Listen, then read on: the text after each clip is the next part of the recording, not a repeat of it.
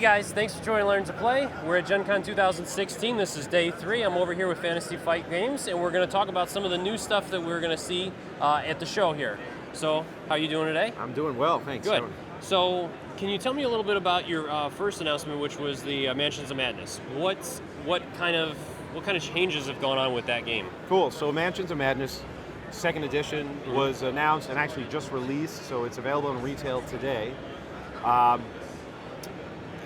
At the core, Mansions puts you in the role of an investigator. Yeah. There are a bunch of investigators that are then going to take part in some kind of scenario. So there's a backstory. You go into a mansion, and what awaits? You have no idea. The old Mansions of Madness game required that one player didn't play as an investigator, but was the keeper. The keeper is the person, like in a role-playing game, that knew all of the terrible things that were going to occur. They were going to sort of make the choices as to when to antagonize the players. And so kind of like a DM? Yeah, it was kind of like the DM, right? Okay. They drove the narrative forward. Gotcha. And over the years, we've been thinking about how we can improve that experience. Mansions was very cumbersome to set up, although when it all went well, it was a really fantastic game experience. So, app-driven games. We've got now XCOM a couple of years ago where we started to play with this idea of an app-driven board game where the technology is there to provide something that is not easily accomplished in components. Okay. And we realized Mansions was like a perfect next step. So now what you do is, there is no keeper. This is a pure co-op. Oh, so nice. You can play from solo to 5 players. Cool. Each player, as our original intent, is playing as the role of an investigator. Okay. There's backstory, Okay. right? You have a purpose, you have a reason why you're standing at the door to this mansion, and then all of a sudden the door opens, you're instructed to place a certain room tile down, and that's it. Oh, wow. You've entered the mansion. Okay. The game will actually point out certain points of interest. So will indicate certain points of interest on that tile, and you put search tokens down so you know where you have and haven't explored. But that's it. You're in the mansion. There's all about the discovery, all about opening doors and finding out what's behind that door. The maps can change even when you replay the same scenarios. So the app will allow behind the scenes it does not have to remain 100% consistent. Okay. So what we've done, and I think what people have playing it have discovered is, this is the sort of seminal Arkham experience where you are an individual entering a creepy mansion. Okay. Someone went missing, and your investigators trying to figure out where they are. And there's sound, there's sound effects, there's voiceover if you want it. And a lot of surprises. It's very, very cool. Awesome. So with the app, is it internet dependent, or can you run it without internet access once you have it? There's absolutely no internet dependency. Awesome. Other than downloading the app. Once it's downloaded, you're good. You select a scenario, you indicate what investigators you're playing with, and then it'll say, here are your starting items. Divvy that up amongst yourselves. Okay. And when you're ready, you press go. And away you go. So the story is really in the forefront. Okay. We've got someone at the office who has played, and he's like, Anton, I played 4 or 5 times solo. Okay. Right? He's a young dad, he's got a small family, so late at night he'll put Mansions out, and I asked, well, how is the replayability for one scenario? And he's like, it's amazing, because the content will change. Okay. And there are a lot of surprises in there. It's very cool. It looks really exciting. I can't wait to try that one out. Give it a shot. What would you say the average runtime is once you understand the game? So the game mechanics are quite simple. Okay. There are a number of actions that you can take on your turn. Each action is quite short. So move, is an action. If you're going to move, you just move your figure on the board. You don't even have to tell the app that you're moving. The app really just is sitting there in the background, revealing things that you have when you search. Okay. Game time, it depends on the scenario. Okay. And when you start up the application, you're going to be scrolling through the available scenarios, and it indicates how long that might play. And I think the very first one has a challenge difficulty of 2 out of 5. Okay. And then we'll play, I believe it's like 45 to 60 minutes. That's pretty good. And on the far end, you've got challenge 5, and I think it was like 2 to 3 hours. Okay. So again, the amount of content is pretty incredible. Okay. Just you see the app screen, and it really is hiding a ton of narrative branching trees, Nice. and so this evolving storyline, plus all the random elements that can be included. Nice.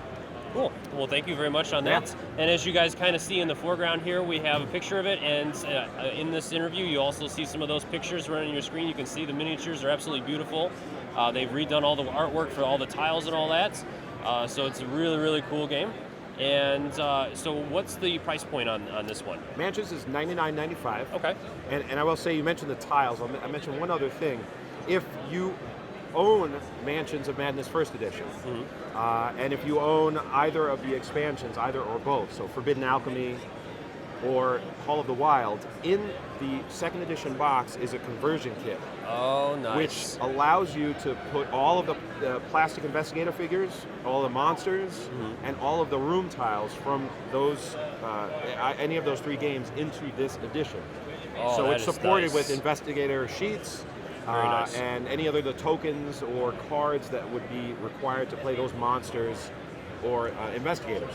That is awesome. And then at the show right here at Gen Con, we announced yesterday that, let's say you really love the game and you don't own First Edition Mansions of Madness, we're going to release just the plastic components Okay. separately. So there'll be a small box that has all the plastic monsters and investigators, and actually the punchboard room tiles from the core set. So kind of like what you guys did with the Descent stuff, where you released the older Descent stuff in the monster packs and stuff. Yes, except this time it's just kind of all in one. Okay. Mansions First Edition had 3 releases that were really core products. It was Mansions, Forbidden Alchemy, and Call of the Wild.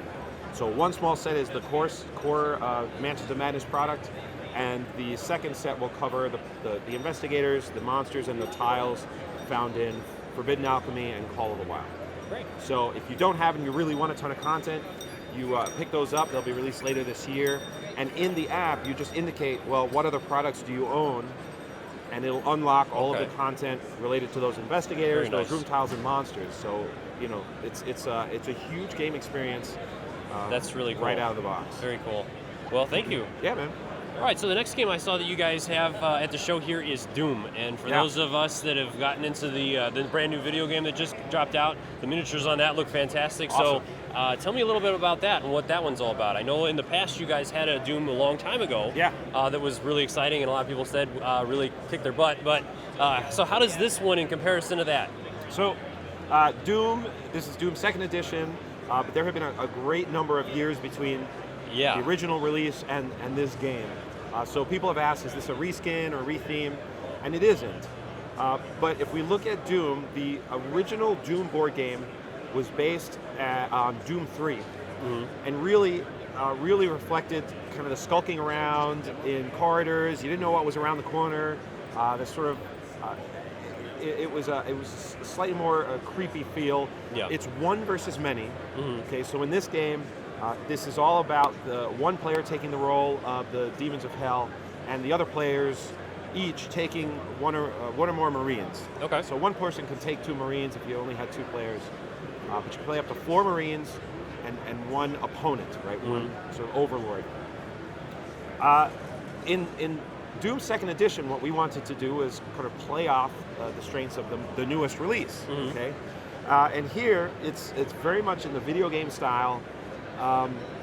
If your Marines die, they're going to respawn. Okay. Right. It's That's kind nice. of more freewheeling, and it really has that kind of run and gun feel of the current iteration.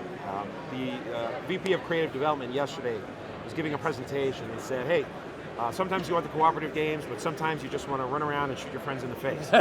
Right. And it's like this game is all about like rush, and go and grab the weapons and try to power up as the demons are rushing in, and you're trying to really react very quickly to all hell that's breaking loose. Very nice. Literally.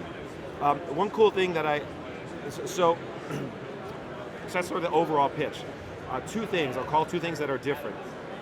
The tiles in this game still have squares for movement. Okay, and I think some people see the sort of jigsaw board parts being put together and they say, oh, it's the same game. There are dice, there are dudes on a map with a little jigsaw squares, and that's not true. what happens here, one thing that is interesting is initiative, something really small and simple. There's an initiative deck. Each Marine in play and each class of demon in play has a card. You shuffle that into a deck, and at the start of activation, you're going to turn the top card, and that is either the demon group or the Marine who gets activated. So you never know who's going to get activated next. Oh. Very unpredictable. But again, it's like when you see, so it's that feeling of I see an opportunity, and you got to go. You know, like you run, you're trying to pick something up to try and attack the enemy. So that sense of urgency and you know, adrenaline Keeps that tension high. We're trying to put that in the game. Something that small really changes things. Nice. And then there's an action deck for each player, and these action decks are customizable. It's not a customizable game at all, but in the box there are more cards than you would use. And so you can actually start to build a kind of a core strategy by building your action deck. And then you're shuffling, you have a hand of cards, and you're going to use that as you take your actions, attack, and use special trigger abilities. So in the box, for the first game, they dictate what you should have in that deck. Okay. But once you know the core mechanics, it's a really interesting, kind of a surprisingly deep, sort of a spread of options for a game that's meant to be a tabletop version of a video game. Okay. Both players are trying to power up over time. As the demon player is killing Marines, they're going to have the ability to sort of unlock higher ranked demons and like stronger opponents. And then the Marines, and every time they do kill a Marine, they get a point towards victory. Okay. So it's just, they can actually win just by killing Marines quickly enough. And again, those Marines come back anyway, but a certain number and you're done. Yeah. And then the Marines are rushing around looking for, medical equipment and weapons and trying to boost their attacks in pivotal moments. It's really cool. It plays fast, and there's a huge scenarios, two scenarios that play through in the game. It's a lot of fun. Awesome. And, very different feel from the first. So when are we going to be able to pick this game up? So Doom should hit by the end of the year. So we're looking late 2016. Okay. And if you're here at Gen Con, maybe you'll have a chance to try it. I mean, you're here. Yeah, that would be exciting. That hope you definitely. And what kind of price point are we looking at this one? Is this another $99? It's a great question. I actually don't remember. Okay. I actually don't remember, so I'm not even going to say anything. If you want to make sure, check on fantasyflightgames.com. You can read all about the game. They're going to talk about strategies and components, all that stuff. It looks absolutely fantastic. So Thanks. as usual, Fantasy Flight puts out some great games with awesome content. So stay tuned for that, and we'll see you guys next time. Thanks.